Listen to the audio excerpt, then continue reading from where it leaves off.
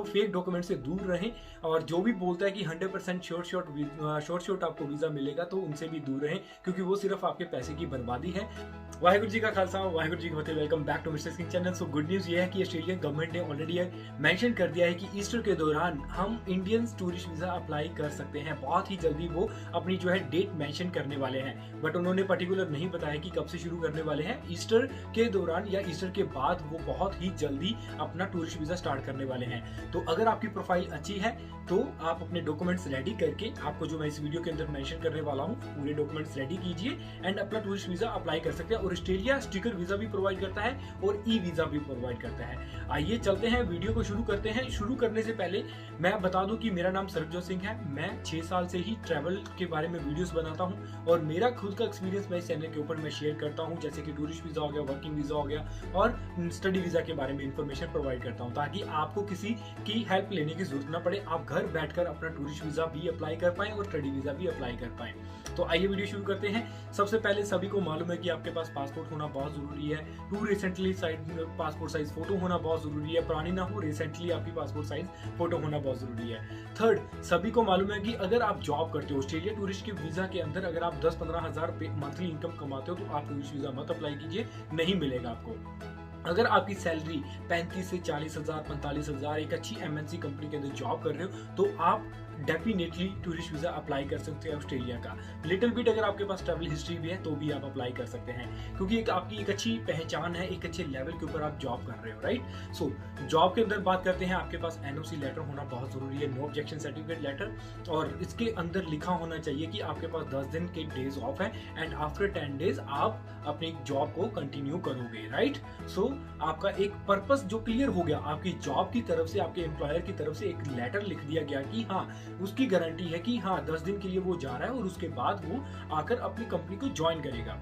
ये तो हो गया जॉब के लिए, जो जॉब करने हैं। अब बात करते हैं जो बिजनेस करते हैं, वो भी जाना चाहते हैं। अगर आप अपने बिजनेस के अंदर हैं तो आप बिजनेस हेड लेटर के ऊपर उनको एक मेंशन कर सकते हैं आपके बिजनेस का नाम और प्रॉपर वे से आप क्या करते हो, कवरिंग लेटर जिसको हम बोलते हैं, आपको मेंशन करना पड़ेगा कि आपकी क्या इनकम है, आपका क्या बिजनेस है, राइट। एंड आफ्टर आपको उसके जो प्रॉपर्टी के पेपर होंगे, जो आपके बिजनेस के पेपर होंगे, वो भी मेंशन करेंगे कि हाँ मैं 10 दिन के लिए जा रहा हूँ और उस आफ्टर दैट मैं अपने बिजनेस को दोबारा रन करूंगा, राइट।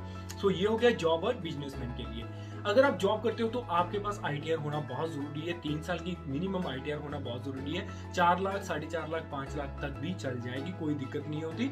और अगर बिजनेस करते हो तो बिजनेस के अंदर भी आपको मिनिमम 3 इयर्स की आईटीआर दिखाना बहुत जरूरी है, जो कि 4 to 5 लाख तक होना बहुत जरूरी है।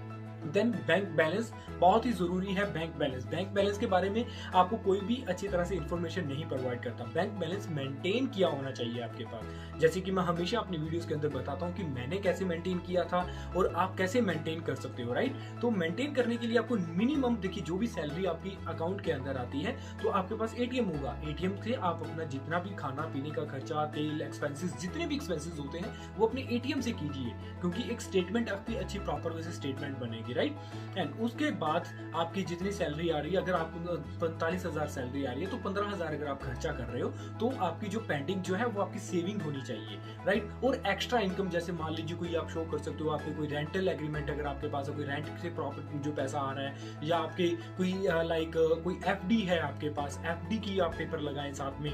तो ये चीजें लगाने से आपकी फाइल जो है आपकी पॉजिटिव साइंस होती है और ज्यादा स्ट्रॉन्ग बनती है। बिजनेस के अंदर आपके पास देखिए करंट अकाउंट होना चाहिए, सेविंग अकाउंट है तो भी चलता है, बट करंट अकाउंट आपका होना बहुत जरूरी है, जिसके अंदर आपके लेन देन होना बहुत जरूरी है। ये नहीं है कि आपने सिर्फ टूरिस्ट वीजा अप्लाई करने के लिए ही आपने उसके अंदर सीधा ही 6-7 लाख अपना जो है डिपॉजिट कर दिया, तो इमिग्रेशन ऑफिसर समझ जाएगा कि सिर्फ वीजा लेने के लिए ही आपने अपने बैंक के अंदर पैसे जो है सबमिट करवाए हैं। तो आपकी स्टेटमेंट 6 मंथ की कम से कम अच्छी होनी चाहिए, जिसके अंदर अप एंड डाउन जो है डिपॉजिट विड्रॉल और आपके एक्सपेंसेस होने बहुत जरूरी है। इन चीजों को थोड़ा सा ध्यान रखिए, क्योंकि हम पंजाबी क्या करते हैं या इंडियन क्या करते हैं, हमारी जितनी भी सैलरी आती है हम या तो कैश ले लेते हैं या आपके पास कोई प्रूफ ही नहीं होता उस सैलरी का। आपके पास प्रूफ होना बहुत जरूरी है। 6 मंथ की सैलरी स्लिप से लगाएं, या अगर आप बिजनेस है तो बिजनेस के अंदर जितने भी लेन देन होते हैं वो आपकी स्टेटमेंट बनेगी। और स्टेटमेंट के साथ साथ अपना बैंक सर्टिफिकेट विद स्टैंप अपने बैंक से स्टैंप लेना बहुत ज़रूरी है, ये अपनी फाइल के अंदर ज़रूर लगाएं। और उसके बाद ट्रैवल हिस्ट्री की बात करें, ट्रैवल हिस्ट्री होना भी बहुत ज़रूरी है। फ्रेश पासपोर्ट के ऊपर आपको नहीं वीज़ा मिलेगा क्योंकि ऑस्ट्रेलिया टूरिस्ट वीज़ा है, राइट। तो सबसे पहले जब भी मैंने 2017 में अप्लाई किया था, अपने आप अप्लाई किया था, मेरे पास ट्रैवल हिस्ट्री नहीं थी, सिर्फ साइप्रस की थी, तो मेरा रिजेक्ट हो गया था। उसके बाद फिर मैंने ट्रैवल हिस्ट्री बनाने के बाद धीरे धीरे करके अपने आप अप्लाई किया, तो definitely I got my visa. So visa लेने के बाद भी ट्रैवल किया था, उसकी वीडियोस मैंने अभी नहीं मेंशन की, वीडियोस भी बहुत जल्दी मिल जाएंगी आपको। सो ये होता है आपके लिए कि टूरिस्ट वीज़ा अप्लाई आप कैसे कर सकते हैं। ITR के बारे में बात हो चुकी है, बैंक स्टेटमेंट के बारे में बात हो चुकी है, और उसके बाद सभी को मालूम है कि आपके पास रिटर्न टिकट होना चाहिए एंड होटल बुकिंग होनी चाहिए, राइट। रिटर्न टिकट, इसके अंदर भी बहुत बड़ा क्वेश्चन होता है कि सर हमें बुकिंग जो है कंफर्म चाहिए या डमी चाहिए। तो आप डमी भी शो कर सकते हैं, बट डमी फेक मत शो कीजिए, क्योंकि अगर आप फेक शो करोगे तो अगर वो इमिग्रेशन ऑफिसर जो है अगर कंफर्म करेगा, तो अगर वो उस चीज के बारे में आपका कोई स्टेटस ही नहीं पता चलेगा, तो आपका वीजा 100% रिजेक्ट होगा।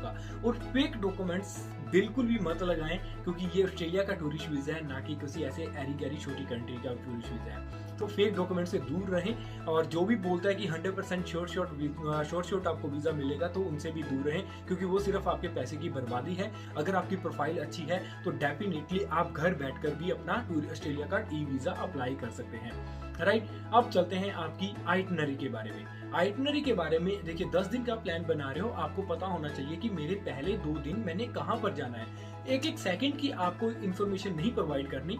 आपने जैसे कि मान लीजिए आज मान लीजिए 1 जून को आपने जाना है, 1 जून को के बारे में आपने कौन से होटल में रहना है, कब आपकी फ्लाइट चलेगी और कब पहुंचोगे, और उसके पहुंचने के बाद आपकी कौन से होटल में आपका जाकर स्टे करना है। देन इवनिंग आप किस जगह पर घूमने जा रहे हो, राइट, उस जगह के बारे में, और छोटा सा एस्टिमेट होना चाहिए कि एक दिन के अंदर आपने कितना खर्चा करना है। Same as it second day होगा, तो थर्ड डे होगा, 4th डे होगा, 5 डे, 6 डे, 7 डे, ऐसे ही आपकी फर्स्ट डे से लेकर 10 जो है लास्ट डे तक, 10th डे तक होगी, आपकी आइटनरी बन जाएगी। मतलब ये पूरा ये नहीं बताना कि मैं ये भी करूंगा, वो भी करूंगा, ये करूंगा, इतना, ये 5 सेंट का, 10 सेंट का, 5 यूरो का खर्चा यहाँ होगा, नहीं। फिर एक सेकंड की भी इंफॉर्मेशन नहीं देनी सर, जस्ट मेन प्लेसेस के बारे में बताएं, वहां से लेकर कितना खर्चा आ जाएगा, तो उस चीज के बारे में आपको बताना है, राइट। उन जहां पर आप विजिट करोगे, आइटनरी के अंदर लिखा होगा, उन जगह के बारे में, उस जगह के बारे में आपको मालूम भी होना चाहिए। तो अगर इमिग्रेशन वाला अगर पूछेगा तो आप उनको बता भी सकते हैं। तो आपका वीजा जो है एक प्रॉपर क्लियर होना चाहिए, ना कि बिना बस पते हुए बस आपने डॉक्यूमेंट्स लगाए, दैट्स इट, कुछ भी पता नहीं है, घूमने का जाना है, तो आपका वीजा डेफिनेटली वो रिजेक्ट ही होगा।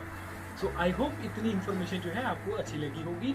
सो अगर किसी तरह की कोई भी इन्फॉर्मेशन चाहिए टूरिस्ट वीज़ा के रिगार्डिंग, तो आप मैसेज कर सकते हैं वीडियो के नीचे, आपको प्रॉपर वे से गाइडेंस करने की कोशिश करूंगा, राइट। सो आपको मालूम है कि स्टडी वीज़ा, टूरिस्ट वीज़ा और जो है वर्किंग वीज़ा की इन्फॉर्मेशन इस चैनल के ऊपर मिलती रहती है। वीडियो अच्छी लगती है तो लाइक कर दीजिए, चैनल को सब्सक्राइब कर लेना। मिलते हैं नेक्स्ट वीडियो के अंदर। वाहिगुरू जी का खालसा, वाहिगुरू जी की फतेह।